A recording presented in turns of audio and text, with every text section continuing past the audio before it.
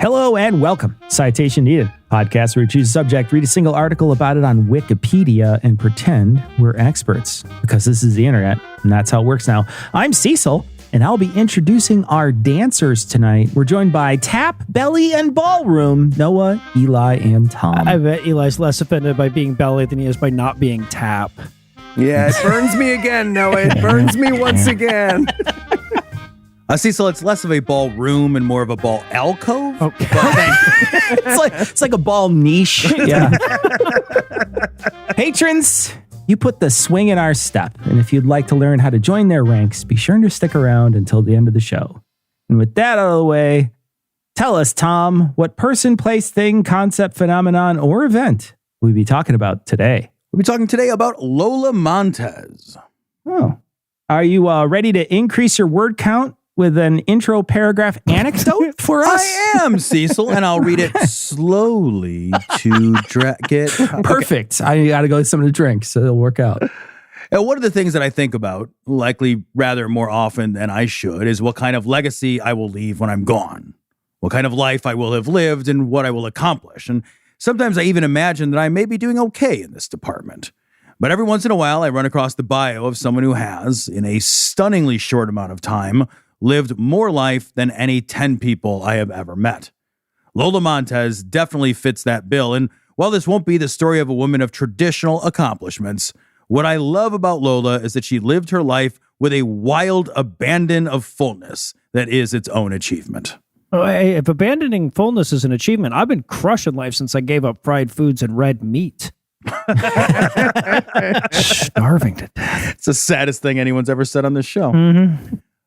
Born in Grange, Ireland in 1821. We've talked about genocide. Still the saddest thing I've ever heard in this show. I stand by what I said. A bunch of future crimes. It's a whole thing. I stand by. I can't have fried bacon. I can't have fried bacon, people. Sympathy. Born in Grange, Ireland in 1821 to Ensign Edward Gilbert and Elizabeth Oliver, Lola's life was anything but ordinary from the beginning. Since all of Ireland was, at this time, part of the United Kingdom, and since Lola's dad was in the UK military, the family was frequently on the move. She was baptized in Liverpool, England, while the family was making their way to India for Edward's post. Pretty much as soon as they arrived in India, however, Edward died of cholera, as was the fashion in the day, which left the young family in something of a pickle. Fortunately, Lola's mom was evidently something of a looker, and at the ripe old age of 19, she pretty much immediately remarried, this time to Lieutenant Patrick Craigie, who committed to raising Lola as his own. At least that was his intention. That's what he said on Tinder Messenger. Right. Exactly. But see, Lola was a huge, extravagant, delightful pain in the ass. And so the newlyweds decided to ship Lola off to Scotland to live with Patrick's father. Scottish climes did nothing to quell Lola's wild ways, however, a fact which Wikipedia makes clear with these two anecdotes. Quote, on one occasion, she stuck flowers into the wig of an elderly man during a church service. On another, she ran through the streets naked. I mean, those are things I've done this week, and I assure you, Scotland would only make it worse, so I don't know. Right, whoever said, I bet Scottish culture will calm her right down, shouldn't be allowed to talk anymore. No. Haven't met those people. Now, old Scottish Crag, he put up with young Lola until she turned 10, when he learned that a boarding school in Sunderland, England was owned by the family, and he could ship her off to said boarding school, which he did with a presumed sigh of very heavily accented relief. Lola's time at this boarding school was marked by her trademark temper and determination. 2 words I pilfered from the wiki, and which when combined means someone who will get mad at you and hurt you for a long time with a very clear conscience. She was transferred a year later to a new boarding school, this time in Bath. Okay, it says a lot about you that you looked at the word determination and immediately assumed it meant prolonged vengeance, Tom. And I want to apologize for a lot of the things I've said. You're on the list.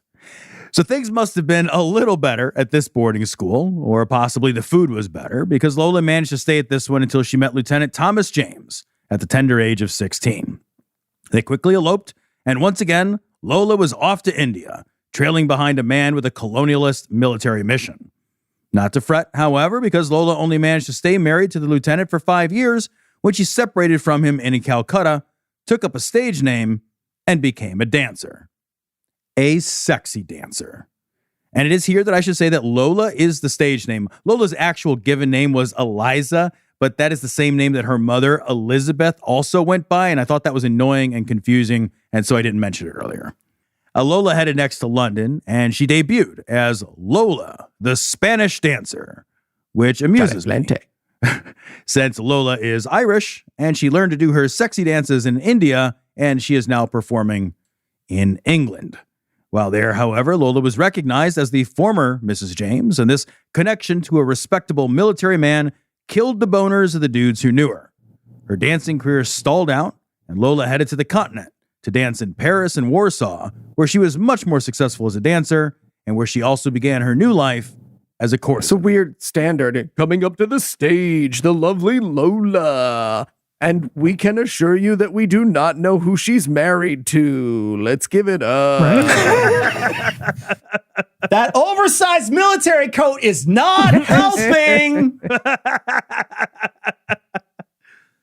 Now, a courtesan, for those not up on their 19th century lingo, is a prostitute who primarily takes on wealthy clientele.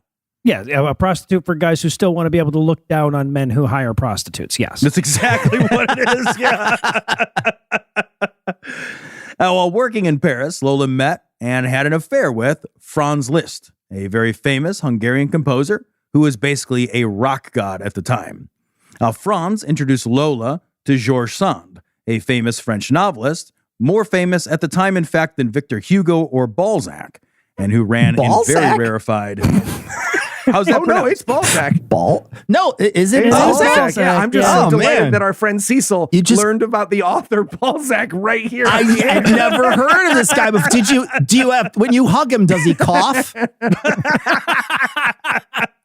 His left side is bigger than his right, so it's walking a little crooked all the time. George Sand ran in rarefied social circles. Using her connections, Lola toured and danced across many of Europe's capital cities before settling back into Paris and reestablishing her relationship with the literary bohemians of the city, including Alexandre Dumas, who she began an affair with for a time. To be fair, if I'd been given the choice, I'd have fucked Alexandre Dumas rather than reading Three Musketeers too. So, you know. Oh, all right. Don't try to take hate in great literature while Heath isn't here to defend himself, Eli. We see what you're trying to do. That's my Shakespeare stuff. It's fine. It's fine. More than one person can hate literature. I think that's allowed. Weird PSA. Hey, Cecil, having tried to teach it for a minute, I can attest to that. Yes, more than one person can hate it. Lola's next, or possibly concurrent, dalliance was with Alexandre Dujardin, who owned the biggest newspaper in France and who was also the big drama critic at the time. Dujardin helped to push Lola's dancing career even further ahead, but Lola was nowhere near as good for him as he was for her. After they got into a fight about whether Lola should attend a party or not, Dujardin, upset about the fight, got drunk and attended said party.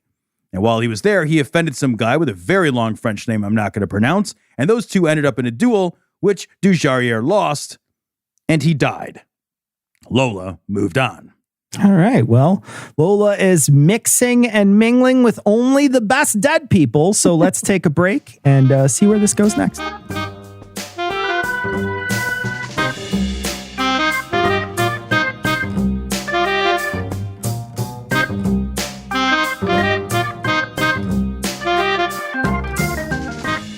I tell you, this Lola is the most lovely enchantress you will ever see. And you say she'll attend tonight's ball? Indeed. In fact, here she is now. Lola, my lady, welcome. Sorry I'm late. I had to take a major fucking dump in the carriage on the way over. You were waylaid? No. I told you I had to take a fucking dump in the carriage. I see. Lola, this is Alexandre Dumas, perhaps the greatest novelist in the world. Oh, you are too kind. Yeah, whatever. Look, if you want to do more, you're going to have to fucking buy me TGI Fridays. And then you got to wait because you do not want to go spelunking during flood season, if you know what I mean. Indeed. Lola. What? I've heard that you are the most fascinating of dancers. Might you entertain us tonight? That depends. Does your fiddle guy know Drops of Jupiter by train? No? And no dice. Now I gotta go take a shit. I thought you went in the carriage on the way over. Well, this one is a two-parter, like fucking dude, okay? I see. My God, she's ravishing. Isn't she? She's shitting in the punch bowl. Ravishingly. Oh, yes, quite.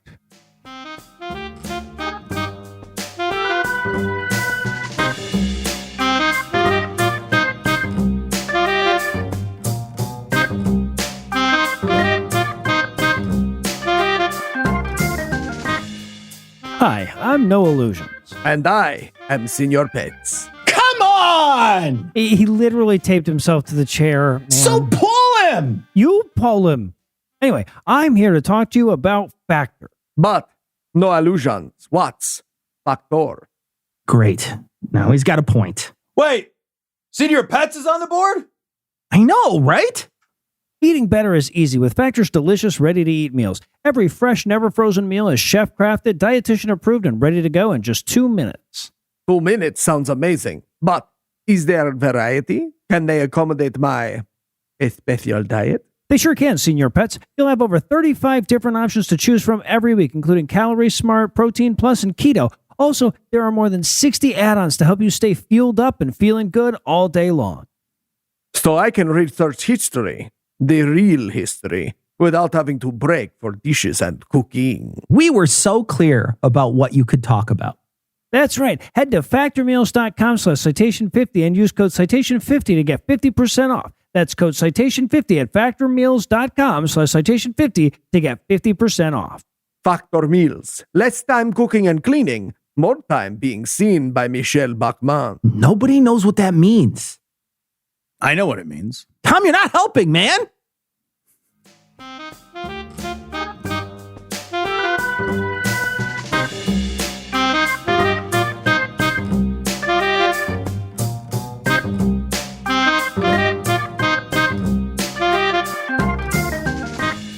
All right, so far, Lola has gotten notoriety by banging some famous people. So she's like 1840s Kardashian. What happens next?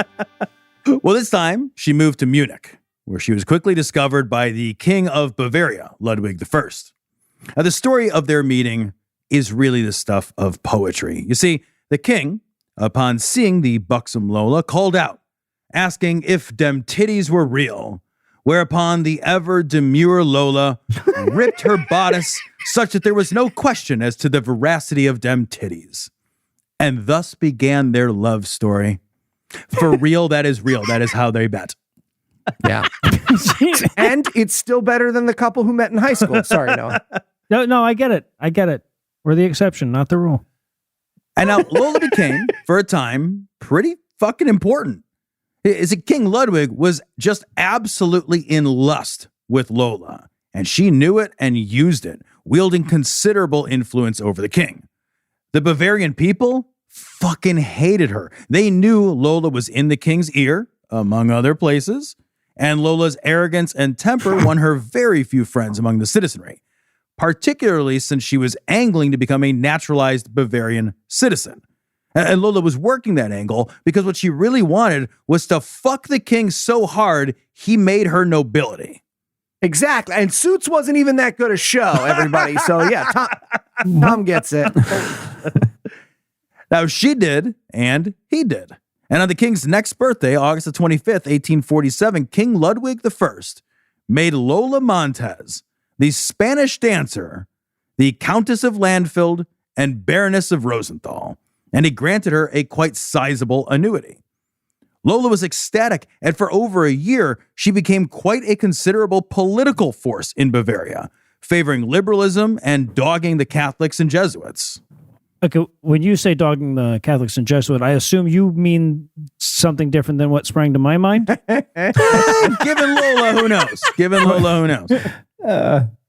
She was so powerful indeed that the Minister of State, who had opposed Lola being granted nobility and the titles, was dismissed along with his entire cabinet after Lola succeeded. Oh, what's up? It's like that dress scene in Pretty Woman, right? Big mistake. In March of 1848, a whole bunch of crazy shit began to pop off in Bavaria, led by the students at Munich University. The king, at Lola's insistence, closed the university, but the revolutions of 1848 would not be contained. The university was reopened, the revolutionary movement gained power, Ludwig the Horny abdicated his throne, and Lola fled Bavaria, thus ending her brief stint as an Irish-born, English-educated, Indian-trained exotic dancer turned Bavarian noblewoman. Lola bounced around a bit, hoping for a short time to be reunited with Ludwig, but when that didn't happen, she made her way back to London, where she met and married George Trafford Heald, a cornet in the army who had, coincidentally, I'm sure, recently inherited a tidy sum of money. However, Lola wasn't really free to remarry, since a stipulation of her divorce from Thomas James was that neither could remarry while one or the other was still alive. Well, that stipulation sets up entirely the wrong incentives, I think. Those newlyweds, they raised the ire of Heald's scandalized aunt, who raised a bigamy action against the pair, and Lola and George fled London, first for France and then to Spain. Yeah, Tom has a similar agreement in his divorce. He's not allowed to have any money while his ex is alive, so...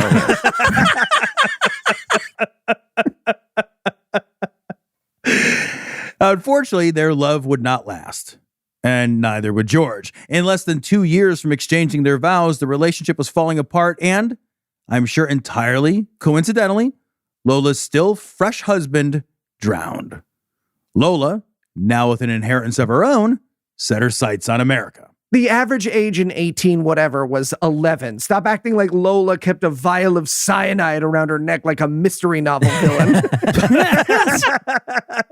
Well, given the propensity for over my dead body clauses in the contracts at the time, I feel like that should have just been standard feminine attire, Sure, right? Hat pin. Yeah, right, yeah. Lola's American Dance revival was a rousing initial success. She performed as an actress and dancer across the eastern United States, and in May of 1853, Lola headed west to San Francisco, where her performances created a sensation until a popular satire began to diminish her appeal, whereupon Lola once more coincidentally found love. The lucky groom this time was Patrick Hull, a newspaperman who brought the couple to Grass Valley for their relationship to disintegrate, likely because Lola was cheating on Patrick with a local doctor. And that doctor, named as a co-respondent in the divorce against Lola, was mysteriously murdered. Mysteriously, with mysteries that are unknown. Okay. Is how he was murdered. I would like to retract my last bit about this. It's getting coincidency around here. Yeah, right. a lot of coincidence all of a sudden. Now, in 1855, Lola left the U.S. to tour Australia, bringing entertainment to the miners at the gold diggings during the gold rush of the 1850s. According to historian Michael Cannon, quote, in September of 1855, she performed her erotic spider dance, raising her skirts so high that the audience could see she wore no underclothing at all. Next day, the Argus thundered that the performance was utterly subversive to all ideals of public morality. Respectable families ceased to attend the theater, which began to show heavy losses. Did she flash her bush at a kid's matinee? What is happening here? That's what it sounds like, man. There's a magician waiting in the wings. Fuck! I knew I should have gone first. I knew I should have gone first. I feel like we were spending way too little of our energy focused on why it was called the spider dance. Razors weren't popular like Noah.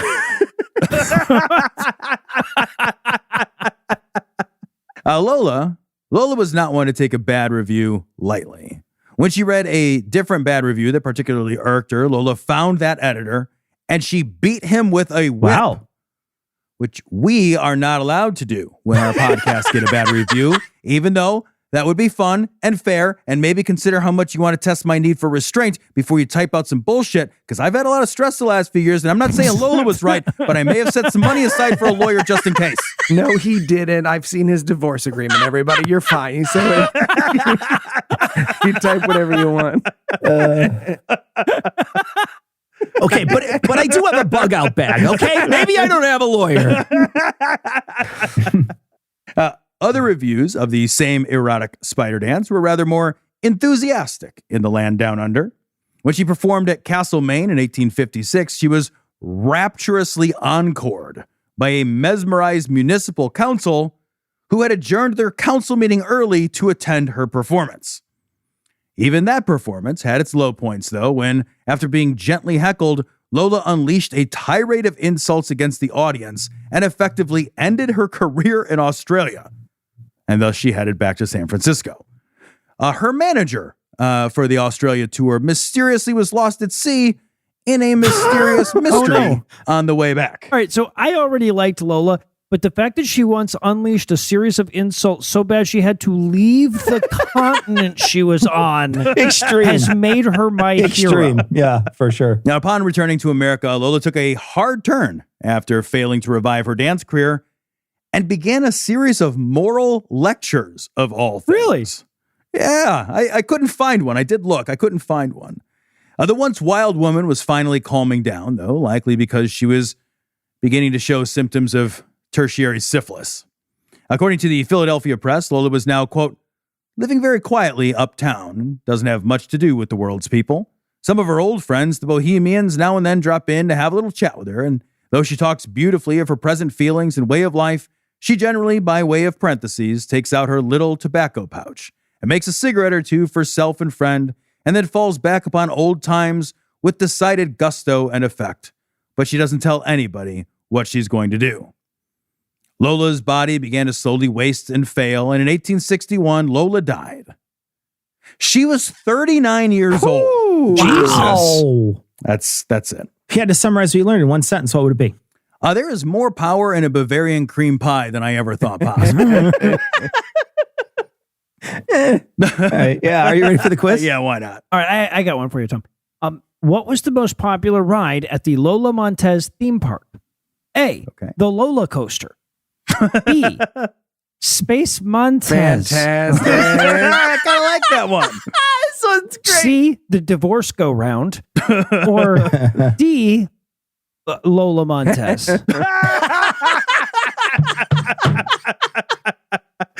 Oh, man. Trick question. A and D are the same. So I will go with A because I like the... Thought I was going to fool it you. better. Yeah, You got it. A, yeah. All right. All right, Tom. After her skirt lifting dance, the Australians gave her a nickname. What was it? Oh boy. A, open box jellyfish. B, a full frontsman. C, a womb bat. Or D, ex-patipus. Ex-patipus. Ex-patipus. That's good. Ex-patipus. You are right. Amazing. I think. Yeah, sure. All right, Tom. It's obvious that Lola Montez was the wrong stage name. What should she have gone with instead? A, the Crack Widow. B, the You'll Be Mistress. Or C, Ride 'em and Weep. What I like about your puns, Eli, is just the long pregnant pauses in Thank them you. while we get Sure. them. I'll go with B. For that exact reason. Or not Yeah. right. Not right. Wow. Yeah, it's not right. Yeah. Fuck. He's gonna win. No, fuck Yeah. Which one was it? That one. He's pointing. All right, He's well, for pointing. that, you folks, win. know. Thank You win. I want an essay from Noah next week because he didn't point out any obvious mean things about my puns. Okay, well, for Tom, Eli, Noah, and an absent Heath, I'm Cecil. Thanking you for hanging out with us today. We'll be back next week, and by then, Noah will be an expert on something else. Between now and then, you can listen to all our amazing podcasts. Just send us an email, and we can send you our 900-page PDF of all of them. And if you'd like to help keep this show going, you can make a per-episode donation at patreon.com/citationpod, or you can leave us a 5-star review everywhere you can. If you'd like to get in touch with us, check out past episodes, connect with us on social media, or check the show notes, be sure to check out citationpod.com. Which is why, sweet Lola, if you will, I'd like to ask you to be my bride. I'm sorry, what were you saying? I was wiping with the inside of my dress. You could have told me. I don't like to look at you. That's fair, my dear. Hey there, everyone. We wanted to let you in on a little bit of patron content that we put up every once in a while. A reading of a fan fiction. Now, this particular fan fiction is called My Immortal, and it is rife with misspelling, so it is being read exactly as it's written. This is a short piece from the latest installment of My Immortal. We've done 3 others in the past and plan to do a few more after this. So if you want to get in on this patron content, all you have to do is go to patreon.com/citationpod and become a patron on a per episode basis. It's available to all our patrons. We hope you enjoy this little taste. All day, I wondered what the surprise was. Meanwhile, I put on a black letter mini, a black corset with purple lace stuff all over it, and black, gothic, compact boots. Compact boots. I love that so much. It's tiny little boots. He's got these little tiny boots. Well, because you can park anywhere with compact boots. That's the nice thing really about it. can. You get the great gas mileage. They let you stand anywhere you want in the concert. You can stand all the way up in front. Reserved You're for allowed to use EV spaces too. Yeah. MCR were going to the concert again since Vladimir had taken over the last one. I Vladimir. slit my wrists while I moshed to MCR in my bedroom all night, feeling excited. Suddenly, someone knocked on the door while I was trying on some black clothes and moshing to Fang You for the Venom. I got all mad and turned it off, but sacredly, I hopped inside that it was Draco, so we could do it again. Just to be clear one more time, now she's moshing around by herself, holding a knife in one hand while trying on a bunch of clothes and just like tripping all over the place, shit around her ankles, smashing into furniture, just ruining this room. Somebody walks That's what in. I picture you doing in your private time, Heath. So now the focus was really That's switched to... irrelevant. What the fucking hell are you doing? I shouted angrily. It was Lupin. Are you gonna come rape me or what? I What? yelled. I don't. Yeah. I was What? allowed to say that because Dumbledore had told us all to be careful around him and Snap since he was a pedo. I feel like more action is required by the guy running the school. I guess this is a step up from the Catholic school policy, so we'll roll with it. Yeah. Catholic school policy is don't ask, don't tell, I guess. All right. No, actually, get it? Hell. Can I please borrow some condoms? He growled angrily. Oh, sure. Yeah, but you need to give them back when you're done. Yeah, so you can fuck your 6-year-old girlfriend, huh? I shouted sarcastically. Fucker, he said, going away. Well, that was a worthy little subplot. I'm glad that happened. That's good. Yeah, that's all done now. Well, anyway, I put on some black eyeshadow, black eyeliner, and some black lipstick and white foundation. Not necessarily in that order, though. I hope it was that order, though. That'd be amazing. Then I went. Then I gasped. Wait for it. 2. Wait for it. Snake 3. and Lupin Hold. were in the middle of the empty hall doing it. And Dobby was watching. Don't make this weird, Dobby. Come on. Just give me that sock when you're done. That's all I'm here. Oh my God, you ludicrous idiot. like They the both rap. shooted angrily. Fucking They both shooted angrily when they saw me. Dobby ran away Boy, he didn't crying. get a sock. They got up though. Normally, I would have been turned on. I love seeing guys do it. But both of them were fucking preps. BTW, Snack is Muv to Gryffindor now. Oh, thank you for the clarification. This was hard to follow until just now. WTF? Is that why you wanted condoms? I asked sadistic Castelli. See, I spelled that. Listener, the only word spelled correctly and see I spelled that is I. Only you wouldn't give them to That me. might be an L. We don't know. Only you wouldn't give them to me, Lumpkin shouted angrily. And now, Snake is pregante.